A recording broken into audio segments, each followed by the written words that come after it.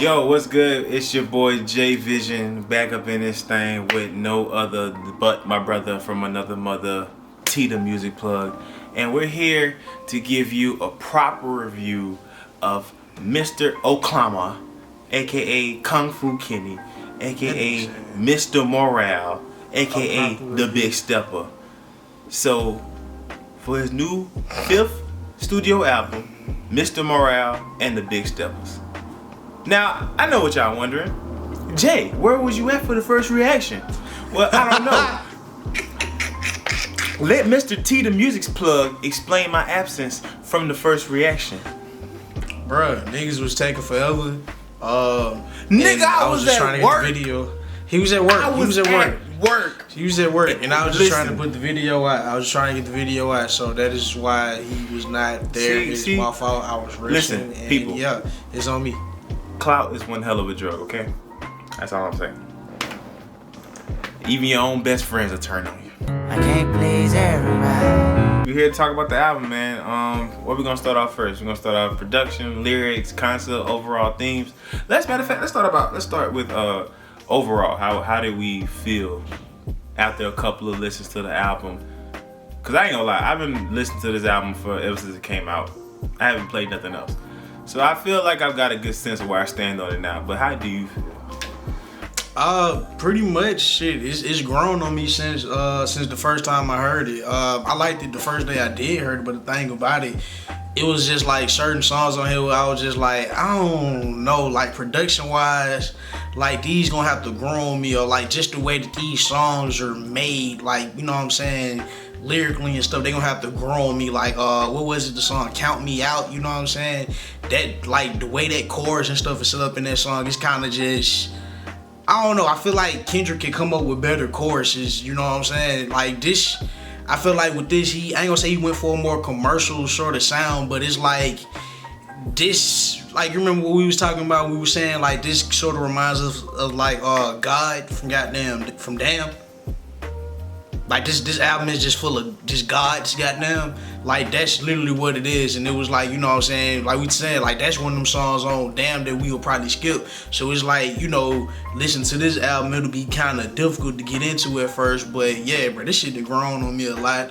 The concepts and stuff, just everything on it as a whole. Like when you go back and listen to it, you catch on to a lot of stuff that you didn't catch on the first time. And then I feel like personally, this is his most straightforward project. You know, usually his projects have some type of overlying theme or some shit. Like this album do got an overlying theme, but as far as like, it usually have like a narrative or a story going along with it. But yeah, this one is just more straight to the point, not necessarily a linear concept, but the concept is there. For me personally, when I first heard the album, I was definitely thrown off by the sound as well, and that was one of the first things I noticed about the album, and I kind of told myself, yeah, this isn't really gonna go over well with the masses as far as like, you know, what they expect from Kendrick or whatever it is they expect from Kendrick. Like, I feel like people got so used to that Damn sound that they thought that was gonna be his new direction, because people praise Kendrick for being different every album, and it's like, when this nigga is different on every album, it's kind of like, whoa, you too different now. Slow down. We ain't ready for all that. So that's kind of how I felt on the first listen. But after a couple of listens and like actually sitting down and digesting the lyrics and like the overall tone of the album, I definitely like this album, man. I definitely think it was worth the 5-year wait. I think it was, he's grown. He's definitely grown, and he showed us that he's grown. And overall, he's basically letting us know that, hey, I'm trying to be a better me. Like, y'all can have whatever problems and shit y'all got going on over there, but right now I'm over here trying to, you know, make sure my world ain't falling apart and shit. And it's just kind of like he revealed some deep stuff, man. I feel like this album is just as layered as any other Kendrick album. I don't know. I feel like it's layered, but at the same time, I don't know. I feel like with this album, like, it's easier to go in and like you know what I'm saying, pick apart stuff, you know what I'm saying, here and there, compared to like, you know what I'm saying, them other albums. Yeah, like I told you off camera, that I feel like this is probably his most I feel like this is his most direct album as far as like lyricism go. Like, of course, Kendrick's still a poet. Kendrick still brings that raw lyricism that everybody know and loves him for. But I feel like as far as album goes and like what he's talking about on the album, this shit couldn't be more direct. Like, he's literally telling you what he's talking about on each song. And like you said, this isn't as far as a narrative piece, but more so just like standalone songs that he's basically describing to you his childhood trauma, like parts of the reasons why he is the way he is, how he's come to accept that, you know, you can't please everybody, you can't save everyone in that savior complex that everybody kind of put him at, as far as being a prophet and a person as a voice of the people. He don't want it. Like, he don't want that. I think, see, the thing is, he done kind of came to realize he don't want it because he kind of accepted that role at first too, though. Right. I think he did accept that role a little bit at first. But I guess, like, the pressure of having that responsibility of being like, okay, if something happens in the country, if a black man gets gunned down in the street, or this racism shit happens, or this fucked up shit happens, I have to be the person to speak on it. He doesn't want to be that person. Like, he wants to help. I feel like he kind of wants to be more the person that's like, is not only well grounded within himself, but also a person that like wants to put the action forward. Like, he's not gonna be on no pedestal talking to a crowd or giving speeches. Like, he's gonna actually do the work to make sure and try to better his community. So, and I ain't mad at that. Like, I ain't mad at this the concept of this album at all, because it comes off as like a therapy session. And it took me like a couple of tracks to realize that like this is a therapy session. Like, if people wanna pull a theme out of it, that'll be a therapy session. So off first listen, or yeah, just go off first listen. When you first heard the album, how did the production like come out to you? Like, I know you said it's like a bunch of gods, but in a sense, it had this God type tracks on here. Like, I would probably say Die Hard, which is probably like one of my least favorites on this whole album. Wow, really? I love Die Hard. That's the one with Blast on it, ain't it? Yeah, and the girl is like, shimmy, shimmy, cocoa butter. I'm just like, boy, that song is the shit. I don't know. I feel like this song is definitely gonna be used somewhere. I don't know where though, but yeah, that's probably one of my least favorite Kendrick songs that niggas ever made. But it's a cool song though. I like it better than God. I can tell you that much. I can say, well, that's how I feel about the song Count Me Out. Count Me Out, honestly, I can see the song Count Me Out. Somebody like Lecrae making that shit. That nigga said Lecrae. Oh wow. No, bro, like real talk. The way that song comes off, it comes off as like on like almost like some Christian hip hop type of shit for me personally. That's one of the songs rapping about Jesus. He wasn't. That's just one of them persevering ass songs. I love When You Count Me Out. Like, literally. I ain't mind Count Me Out. The refrain of fuck it up, fuck it up, fuck it up, fuck it up, fuck it up. It came off as a little generic, but I feel like that's what I'm saying. It's generic. The song is generic for a Kendrick song. He got a bunch of them joints on here. Then if that's the case, shit, I'm counting Die Hard with one of them joints too. Cause I don't know what the reason for that shit was. Fucking. I mean, it's a love song. I don't even know. That's a fucking love song. I don't know what they described. I feel like Die Hard is kind of coming off as a damn, cause he said something in that song, and I was just like, okay, this is what this song's about. You know what I'm saying? Like, I think he's basically trying to say, like, is it too late for him to fight his demons? Like, I guess first of all, we already know the album is about him telling the people, his listeners, his fans, that he's still human, he's still a human being. He makes mistakes, he has flaws, but is it too late to fix those flaws? You get what I'm saying?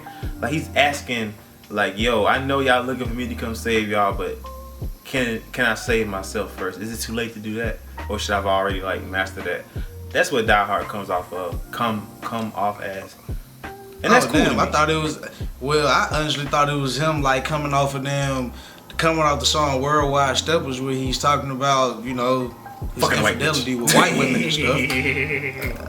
You know, I'm thinking that he's coming off saying like pretty much the same thing that you saying, but more the lines of like, you know what I'm saying, like he talking to Whitney. Like, you know, can I fix my flaws before you just, you know, before it's too late, before you just be like, nah, I don't want to do this shit no more. I feel like part of it's like that. Like part of the yeah. That's why I say I feel like it was a love song. It sounds like a love song, but I feel like what he's talking about, he's kind of talking about all that bunched into one. So he you know, like I said, bro, Kendrick is still doing Kendrick stuff, my nigga. And I feel like it's more to this album as far as like the structure of it goes and just the album sequencing. Cause that's another thing that kind of caught me off guard was the way this album was sequenced. Like this is supposed to be a double disc, right? 9 songs on the side A, 9 songs on side B. And right. If you listen to the whole thing, it's like he's talking about all these issues on the Stepper side, and then when he gets to Mr. Morale, it's kind of like he's still talking about the same issues but in reverse. So it's kind of like he's getting to a place of peace, which I thought that was pretty dope. But the way that the album is sequencing as far as like, I guess the sound, like production and song wise, it's kind of like, all right, I don't know if this is necessarily cohesive. Like this is probably one of the least cohesive Kendrick projects we've ever heard. I agree. I definitely agree with that. Cause when Worldwide Steppers came on, I was like, yo. Which production wise on that, I love the production on that. I don't mind the production song. I don't know, it sounded more like an interlude type of beat, you know, to me. Like I thought that would probably be like an interlude, but he made it like a whole song. Or matter of fact, I probably would prefer, you know, when the beat had changed and he was like 8 billion people in the world. I'd rather that would have been the rest of the song, honestly, than it going back to the original beat. I enjoyed when it cut to that part, but at the same time, I don't mind the original. It had like some hunch and shit going on, and then it was like you talking about how that along with the concept of the song, you know what I'm saying, him talking about like how everybody killers and you know what I'm saying in different ways and stuff. Like everybody trying to just scratch this certain. He's a killer, bitch. Everybody trying to scratch this certain type of itch and shit. Like to me, that felt like the perfect. That production was like the perfect vibe for that shit. Yeah, it definitely was eerie and scary. So I mean, I didn't mind it either. And then of course the next track we already talked about it, Die Hard, was after that. Then we get to one of my favorite songs on the whole album, Father Time. Father Time.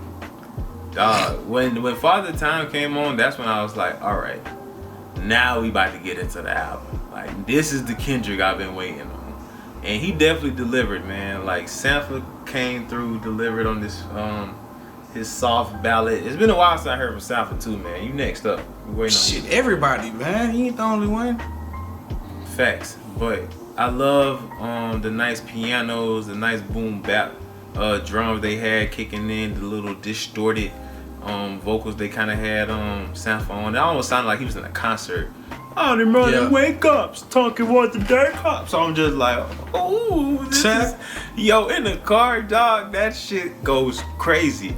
Plus, I love the lyrics in the song too, cause it kind of made me think about my own pops and shit, and then, you know, things got really emotional. But the thing, and it's crazy though, cause it's like y'all never really hear Kendrick really talk about his dad like that before. Like most of the time, we just hear about. Gang, where my motherfucking dominoes at? It's the second time I asked you to bring my fucking dominoes. Yeah, shit like that, he, you know? He'll be in a skit and stuff, and I can tell, like you can tell Kendrick loves his pops. Like he made a remember Section 80 was one of them songs he was talking about his dad. Smoke good, live, eat good, live good. Smoke good. He had like a lyric about his dad, you know, breaking him off a good piece of money and shit like that. So, you know what I'm saying? Kendrick loves his pops and shit, so that ain't like no question. But that song is also about even if you do have a father or a 2-parent household, like that can still like fuck a kid up. Even if they got 2 parents, like you can probably fuck a kid up worse by having 2 parents than just having one. Cause it's like based on what they teaching you. So I really thought that was a dope way that he did that song and that concept. Then it gets into Rich, which was Kodak's Black big debut. Not to mention he was on Worldwide. Kodak Black was on Worldwide Steppers too. He was. That was the introduction to Kodak, and I was like, ooh, Oh, Mr. quick Black. question. Like since we on that junk, explain Kodak Black's significance to this album, cause I feel like I'm still kind of trying to figure it out, but I feel like I kind of got a sense. Okay, so What's his role from what in I this got, album? okay, so what I got from this album of Kodak Black's feature, because if you haven't heard the album yet, go kill you. Go put yourself in a rock. Go bleep that out. If you haven't heard the album, definitely go hear the album. Kodak Black is narrating the album basically, and I feel like Kodak Black is like a representation of the theme of the album, which is Mr. Morale and the Big Steppers. So through this album, Kendrick talks about a lot of his childhood trauma that he's been through as a kid that basically made him the man that he is today, right? Okay, a lot of those traumas can also be provided by the neighborhood that you in. I.e. become a product of your environment. Kodak Black is a product of his environment. He grew up, no father, in the streets, in the hood, but now he's reached a level of fame and success that now he's trying to better himself. Like, I think he's in college now. He's over here trying to open up businesses and stuff. Like, he's trying to become a better person. So basically, he's on some like Kodak Black is the example of your prototypical rapper. But I guess Kendrick is questioning, is it really too late for redemption type shit? Yeah. Because in one of the songs, he said, I like it pro-black, but I'm more Kodak Black. Basically insinuating he sees himself in Kodak Black. Okay.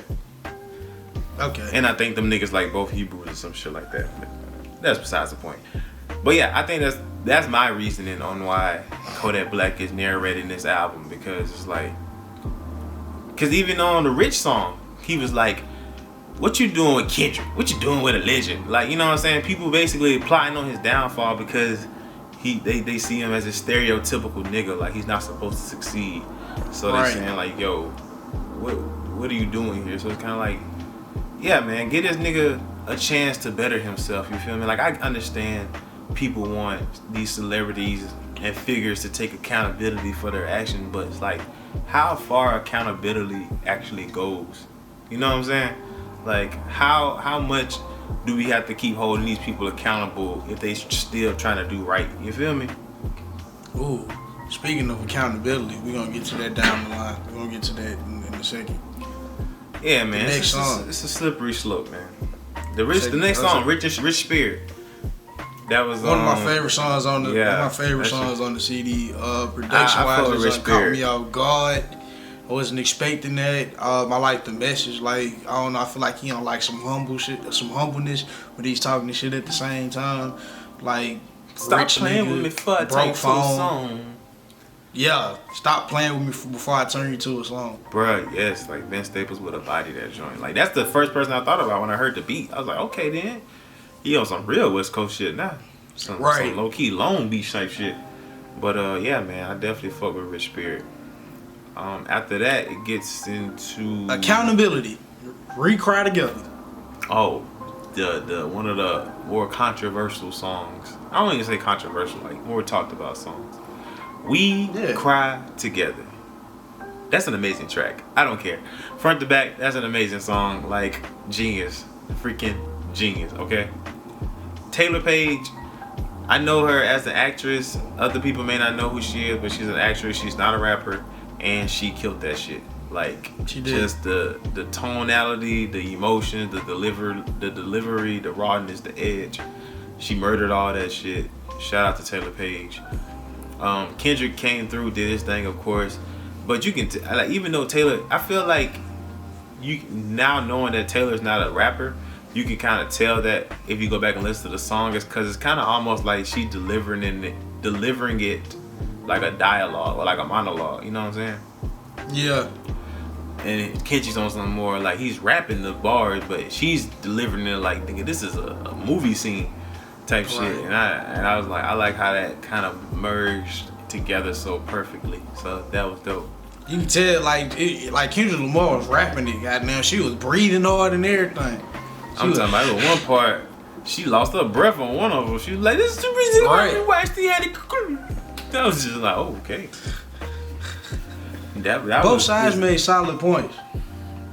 I feel like He did. I don't know, that song right there, that just kind of showed me like everything that's wrong with like social media and shit today. Like where I feel like it ain't even about like, you know what I'm saying, like just certain issues. I feel like it just did turn into a battle of the sexes. I told you there's a war between men and women going on, man. And it's not gonna get solved until everybody comes together. So yeah, that's where we're at. That's where we're at on that. But after that, it goes into shout out to Alchemist for the production, yo. That shit was. Hell yeah! When that shit first came on, I was like, this shit would be a nice Griselda beat. Bro, I really feel like it was a Griselda beat that they just didn't take either that or Kendrick, like personally requested that type of music. Yeah. Yeah. I can see that happening too. Purple Hearts was Summer. Not gonna lie, when I first heard it, I wasn't really too much of a fan of that song. I was Purple like, Hearts cool. was too damn long for me. Yeah, and I was like, this is kind of like a great value version of what's that song with Rihanna he had on Damn? Loyalty. Loyalty. Yeah, I think that's. I don't even. It was just too long, man. And then it's nice. Summer Walker had the iconic "Eat My Ass" line, What's crazy, I didn't even catch that line at first. I had to go back and listen to it. And I was like, oh, okay, this is alright, you know what I'm saying? Then, of course, it goes into Count Me Out, which I didn't mind Count Me Out as much, but basically, I was like, I hope this isn't the sound for the rest of the album, because I'm just going to be this is going to be hit or miss for me. Yeah, I was not, like, that song is okay to me, but that's one of them songs that I skip. Yeah, and then, Crown? Crown isn't on the high replay value, I'm not gonna lie, but I do love the song. Like I love the concept of the song. He can't please everybody, man. Like this is the Mr. Morale part of the CD too, guys. This too. It starts with Count Me Out, goes into Crown, and now like this is the part where he's talking about he's looking inward to himself and saying that listen, I'm not the guy who y'all think I am. And hey, yeah. I ain't mad at it, man. Heavy is the head that wears the crown. I would say I enjoy Crown. The pianos is what kind of like, I don't know. I was expecting some type of beat drop or something to come in, and it never came. But at the same time, I'm okay with what it was. It was just that song just got this somber ass vibe to it. Just sadness. Right, and that's low key kind of how a lot of the part of this album kind of feels. A little somberness to it. When he was just basically like the beat didn't change. I feel like Crown would have worked better if it was like an interlude type of deal. Yeah, that song shit was 5 minutes, about 5 minutes. Right. So it's like if he would have shortened it, I think it would have worked better. Cause like all he kept adding was these like vocals and like little piano key changes and stuff, which I didn't mind that. I thought that was cool. I actually enjoyed his vocals on it. His vocals on it kind of gave me like some Andre 3000 type of vibes. That's definitely like on one of them songs of The Love Below. I think Vibrate. I feel like Vibrate is kind of similar to how that was. But then we move on to Silent Hill, which, hey man, that shit bumping the whip. I don't know what else to say about it. He's talking about pushing all these things off of him. Okay. Push these niggas at me like who? Not in the Grief, crazy song. Love the build up. Dope track. Go. United in Grief, dope track. I love the doom doom doom doom doom doom doom doom doom. Really thought it was like a Kanye produced beat, and you know what I'm saying, I like the stuff that he was talking about as far as like the different ways that he grieves, and that song right there sort of like lets you know like right then like oh shit, like this one's gonna be different. This album's gonna be different. Definitely, I love the lyrics on there, man. How he coped with his grief, that was very interesting. But N95. You ugly as fuck. Like, bruh, is it me or did N95 sound like Family Ties Part 2? It's the horns. It's definitely the horns. I was like, bruh, when it came on, like, nigga, Family Ties? Again? It's the horns. The horn, like this song is a little bit more up tempo compared to Family Ties, but yeah. But overall, I thought N95 was cool. I think it's kind of his attempt at a DNA or low-key a Humble. but it's not as hard hitting as those songs are. But yeah, man, N95 was nice. You know what I'm saying? I definitely can throw that in the playlist as one of the things that bumps in the whip. Savior Interlude, that's the one with Baby Keem on it. Oh, okay, He was Savior talking about his Interlude. traumas and stuff. That shit was dope too, cause basically he was like rapping all of his childhood traumas and like things that I feel like Kendrick definitely wrote that from. But still, Kendrick, Bruh, Baby look, Keem developed it. Delivered it quite nicely. I was gonna ask you about that. I was gonna wait till the end, but we here now. I've been seeing rumors about that. People saying like Kendrick Lamar been writing for Baby Keem and shit, and it's like, I ain't gonna lie, bro. I'm gonna give Baby Keem the benefit of the doubt because I ain't seen no reference tracks or nothing like that. But hearing how Kendrick delivered this project, I'm kind of like I can see it. Oh yeah, I believe that. I definitely believe that. I feel like Kendrick definitely gave Keem a couple records. I ain't saying he wrote everything for Keem, but the songs, especially the songs that they're on together, that nigga definitely helped them out. For sure. So yeah. But I feel like it don't really matter because I feel like Baby Keem isn't that type of artist, so it's not gonna really like matter for real. Like I feel like they kind of treat Baby Keem like a Kanye, except he doesn't produce. Like he has this unique tone, he has this like sound to him, this little sound that he can really just craft into his own and take off with it. And that's what they're trying to do with it. Shit, a lot of people saying like this is the type of music that Kendrick Lamar want to make, but then at the same time, people wouldn't accept it from Kendrick Lamar. So it's like he using Baby Keem as a medium to make trap shit. Hey man, listen, Kendrick, if you're listening and watching this, do what you want to do, bro. Like, at this point in your career, you can do what the fuck you want to do. Like, nigga, you dropped this shit, so at this point, you can do what the fuck you want to do. All right. Nah, for real. Savior is another one of my favorite tracks on this motherfucker. I freaking love the production on Savior, dog. That shit go bananas. Talking about the production on this shit? Yes. Savior probably got one of the best beats on here. That shit caught me off guard. They talking about some shit that bump. Niggas talking about something. There ain't nothing to play in the whip or nothing. I'm like, nigga, have you heard Savior? Huh? Like, nigga, have you heard? Bitch, the cat's out the bag. I am not your savior. I find it just difficult to love thy neighbor. I'm like, nigga. Oh, nigga. He's telling you he'll still fuck a nigga up. He ain't out here being Jesus-like. No, like he snapped on this shit, bro. He really snapped on that. Huh? One thing about this project though, that's funny as hell, like the whole theme and concept or whatever, like he's basically telling niggas that he's not their savior, right? But you're literally wearing a thorn crown on your album cover. Like, bro, what's going on? Like, are you still trying to like... Okay. Because the thing is, like, you can't look at the image.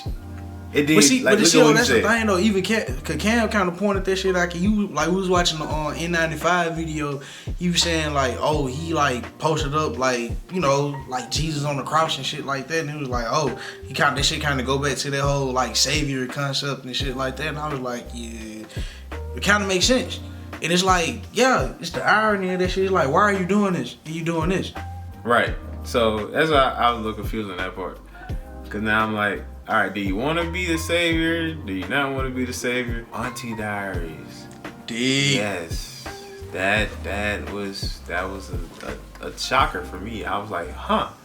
For one, I enjoyed the production on it. I enjoyed his flow. I thought that was definitely a cool flow for Kendrick to do. And just the story of him, you know, coming to grips with a trans uncle, or was it trans auntie, trans whatever. Basically, one of his family members transitioned from one gender to another, and he basically was talking about how he didn't understand it at first, but now he understands it now, and like all the fond memories that they had.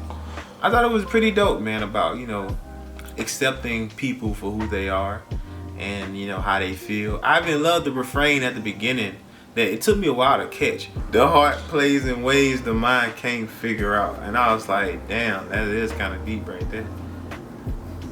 It's kind of crazy when you think about it that way. It's like, yeah, science is basically saying you this, but it's like on the inside you don't feel like that. So you're basically going against nature. So hey man, whatever works. But yeah, man, I thought that was a cool song. I definitely love that one. Then Mr. Morale, right? A lot of people were saying they ain't like it. They was like it was a bad attempt at talking about transphobia and shit like that. And I was like, how? How was it a bad attempt? Like, I don't think this song was meant for people in the LGBTQ. I think it was exactly. It's just him expressing his truth. I think it was meant for more so the people on the outside of that community that still looks at the community in a certain way, and he's just basically explaining his perspective on it, and like hopefully that'll give them some insight on, you know, how they feel. But yeah, I don't think it was bad. You know, I ain't gonna lie though. I really thought, you know, him dropping the F-bomb was gonna get him in some hot water, because I was just like, oh wow, he really said it. Yeah. And then he said it again. I was just like, oh shit. 6 times. 6 fucking times. I was like, come on. F it. We can all say it together. But only if you let a white girl say nigga. And it's kind of like, oh, I was man, like, I know this shit. damn, he went back to that. Yeah, I was a little iffy on that part too. I was kind of like, this is gonna start so many like think pieces, because it's kind of like, I get what he's trying to go with it, but it's like, if you talk to somebody that's like, they in this shit, like they be reading up on articles and all types of shit, like they gonna eat your ass alive with so many philosophies and why you're wrong and this, that, and the third. Just leave it alone, bro. Just leave it alone. But yeah, man. Auntie Diaries was a cool track. I definitely love that song. Then it goes to Mr. Morale, our Great Value Yeezus beats. So, what's crazy is that I low-key thought Kanye produced this song at first when I first heard it. I was like, oh shit, yes. Nigga got some Kanye production on here, but then I seen it was Pharrell, and I was like, oh, I can see Pharrell doing this too, but damn, this really sounds like a lot like Kanye. Like on some Yeezus type shit. So I was like, this is Kendrick's Yeezus? And you know, that's low-key what I thought about when I heard that song. I'm like, bro, this whole album, sonically, is this nigga's Yeezus. In a way, because like even with the song like United in Grief, I was like, when they hit that, I'm like, but he sounds like Yeezus drums, or 808s and Heartbeats drums. Bro, I was like, yes, this is what this album comes off to me as. It's like, this nigga's Yeezus, how different the sound is, because it's the same way. And I ain't gonna lie, I ain't mentioned it at first, but the way I felt about this album, our first listen was the same way I felt about To Pimp a Butterfly. It just took me shorter time to kind of like this album though. Like To Pimp a Butterfly, I think when I first heard it, I did not go back to it till like a month later, and I was like, you know what? This album's fucking fantastic. And I was like, yo, I don't know if I'm gonna say the same thing about this one though. I think this album's cool. I don't know if I'll ever say it's fantastic.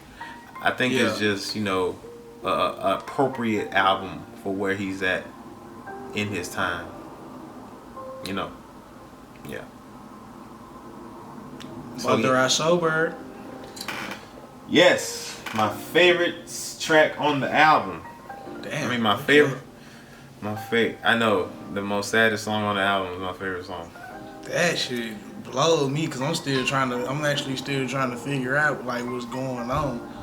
Bro, it took me about a cool 5 listens before I figured out what was going on in the whole entire song, and like just the way that shit is like, damn, bro, that, imagine that happening in your life, bro. That really can like affect you even to today as an adult. Like you'll still think about that shit, and like that basically is how you be moving type joint. Yeah. And it's like, you know, you kind of like it's a slippery slope, because I think on one of the songs, I think it was probably Mr. Morale, he was like, I wonder if Robert Kelly wasn't molested, would life have failed him? And it kind of just makes you think about these people that's been accused of all these bad things, and then it's kind of like, damn, bro, these niggas were really just products of the environment. And it's like, would you think they'll be the person that they is today without that happening to them? And it kind of, I don't know. I don't want to say it gives you a little empathy for him, but it kind of makes you think about the situation. You know what I'm saying? Right. And like he was just saying, like basically, his mother's, I ain't gonna say insecurity, but his mother's overprotectiveness of accusing his uncle of touching him, and Kendrick saying no, his uncle didn't touch him, and then his uncle getting defensive against his mom and blacking her eye, and then her brother coming in and basically taking this nigga out. That shit was wild, and I was just like, damn, that's crazy. Okay, so that's what happened. Cause I was like, bruh, this song, this is. It was confusing at first, and then it's like the more I'm listening to, I'm kind of picking up on things. So I'm like, okay, so nothing really happened, and then it was like, okay, and then you get it, you know what I'm saying? You get into it. You talking about like how his mom was molested or whatever, and that's why she was overprotective about him, and you know what I'm saying? He kind of touched on it like towards the end of that song, like Mr. Morale or whatever, when he was saying like, you know what I'm saying, different things about like how they raped our parents and stuff like that and made us watch and how they raping each other and the cycle continues and stuff like that.